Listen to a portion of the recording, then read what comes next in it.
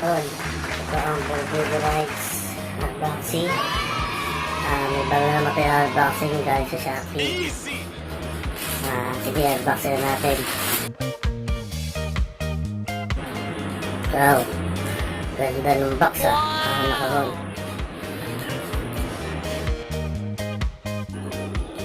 Malamang kahon. At least safe na safe. Ingat.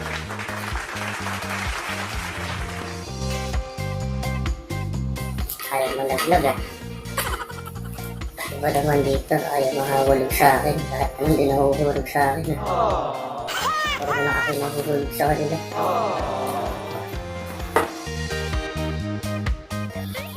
So, ayan na mga tol. Tapos ako na. Sa last episode natin, ang in-unboxing natin ay Bosch tuloy. Bosch relay, socket relay, low water, fire. So ngayon mga tol, sa episode na to, ang video natin na to ay tungkol sa Bosch horn, Bosch FC2 disc compact.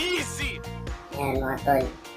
And again, siyempre, yung link na seller na pinagbilang ko nito, ilalagay ko na sa description, tsaka ipapasya na ulit sa screen. Ito, mga tol.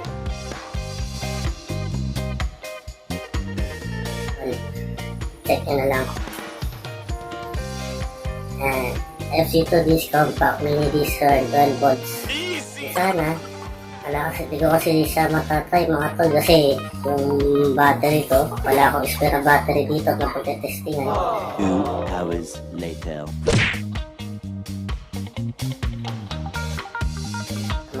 So, unboxing natin to mga tol. Yan. Yung Bosch horn ko kasi na isa is Bosch horn Evolution.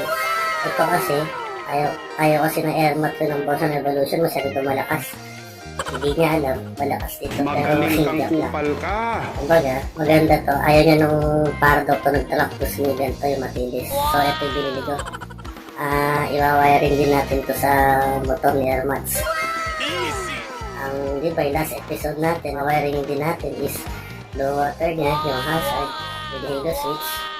Ito, kakabili natin sa kanya. Kaya nag-last episode natin is tayo ng Bosch relay with socket relay. So ito yun, dual siya, ito yung isa, dalawa siya. So yun yung mga tol. Yan. Yan yung itsura niya ng Bosch FC2. Yan. Madali lang naman ikabit ko mga tol. Meron din yung iba dyan, yung may mga tutorials, yung wiring diagram, paano ikabit yung busina na Bosch. Kahit di rin sa Bosch, basta yung mga meron siyang diagram, halos same lang. With fuse, with Bosch relay. Kahit yung aftermarket ng Bosch relay lang, pipicture din, pwede naman yun. Ayan mga tol. Kasama siyang bracket. Ayan. Iba pala ang Bosch FC2 mga tol.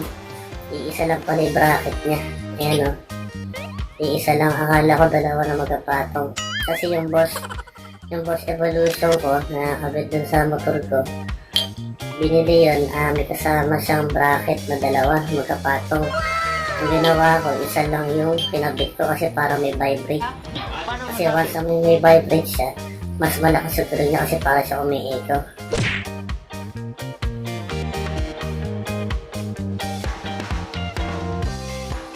Ayan mga tol, check nyo para may idea na kayo. 2 hours later. Mga tol, binigay ko lang sa akin. Kumuha muna ako ng battery para makita nyo kung gaano kalakas itong binili kong Bosch horn na FC2. Ayan. Yung Bosch horn FC2 na to, dalawa siya. Pero yung dalawa na yan, magkaiba yan. Magkaiba ng frequency.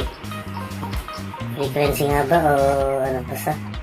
Itong dalawang Bosch horn FC2 na to, magkamukha siya. Pero yung tone niya, yung tunog niya, is iba. Nakikita yan dito mga tol. Yan. Bosch FC2 disc compact. Saan ba yun? Yan mga tol. 12 volts. Itong isang horn niya 350 Hz. At saka yung isa 420 Hz. Ito yun mga tol. Tingnan nyo, makikita nyo dito may nakalagay na ukit dito sa busina mismo. Yan. Yan siya mga tol. Kung lalapit ko sa camera, ito siya.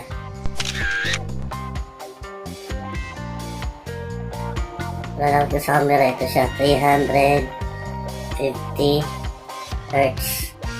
Yung isang busina naman na kapartner niya. Ito. Bali, ang nakalagay doon sa kahon is 420 Hz. So, yung 350 Hz, ayun yung isa. So, ito, makikita mo. Kung makikita nyo sa camera, ewan ko lang kung makikita nyo kung malapitan. 420 Hz.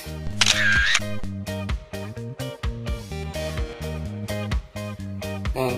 Ito siya mga tol. 420 Hz.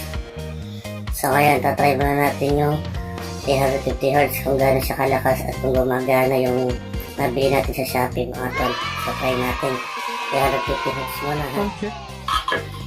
Iwasan yung magkadikit ito mga tol, yung negative tsaka positive para hindi mag-short. Kaya gandahan pagka may fuse box tulad nung sa in-unboxing natin, may in-order pa yung fuse box with fuse.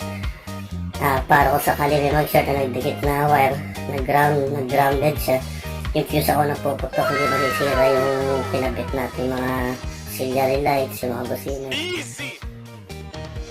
So mag-ready na kayo mga tol. I-testingin na natin. Kahit saan naman sa lang polarity yan mga tol. So ayan. 1, 2, 3. Ginagawa mo!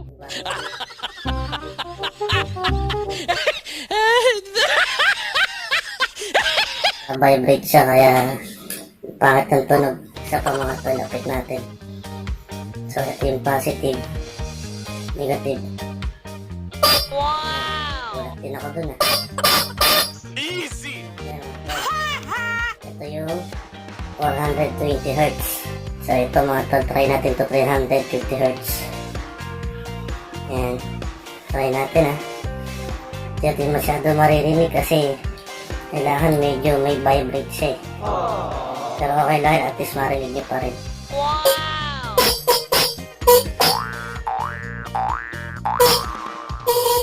Ginagawa mo!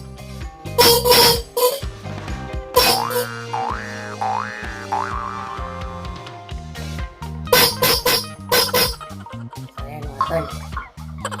Okay na At least napakita ko lang sa inyo. Easy! So, pakisubscribe naman mga tol para sa kapalit ng effort ko. Saka pakilike na rin at comment kung gusto kayo may tanong. Yun lang mga tol.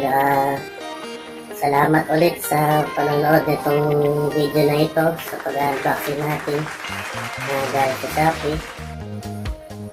At abangan nyo na ulit sa susunod na episode na i-upload natin. Susunod na i-upload natin mga tol is Domino Switch sa next episode. Salamat. Please like, share, and subscribe mga tol. At hit the notification bell. Ingat mga tol.